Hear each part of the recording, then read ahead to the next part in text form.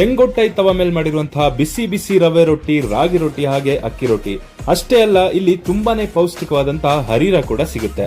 Royal ಸಿಟಿಯ royal ವೀಕ್ಷಕರಿಗೆ ನಮಸ್ಕಾರ. ಕೆಲ್ಲಟಿಸ್ ಕಿಚನ್ ಮೂಲತಃ ಟಿಪ್ಟೂರಿನ ಹಳೆಪಾಳ್ಯ ಗ್ರಾಮದ ಕುಟುಂಬದವರಾದ ಇವರು ನಮ್ಮ ಮೈಸೂರಿನ ಬಾನವಿ ಹಾಸ್ಪಿಟಲ್ ಎದುರುಗಡೆ ಲೊಕೇಟ್ ಆಗಿದ್ದಾರೆ.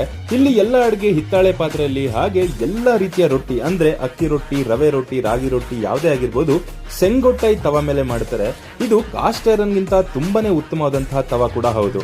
ಹಾಗೆ ಅಡುಗೆಗೆ ಬಳಸುವಂತಹ ಎಣ್ಣೆ ಗಾಣದ ಎಣ್ಣೆ ಆಗಿರುತ್ತೆ. ಮತ್ತೆ ಬಿಸಿ ಬಿಸಿ ರೊಟ್ಟಿ ಮೇಲೆ ಶುದ್ಧ ದೇಸಿ ಹಸುವಿನ ತುಪ್ಪವನ್ನು ಹಾಕೊಡ್ತಾರೆ.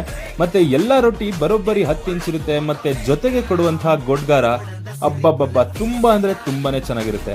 ಹಾಗೆ ಇಲ್ಲಿ ಸಿಗುವಂತಹ ಉಪ್ಪಿಟ್ಟು ಕೂಡ ಅಷ್ಟೇ ಬಹಳ ಅಂದ್ರೆ ಬಹಳ ಅದ್ಭುತವಾಗಿರುತ್ತೆ.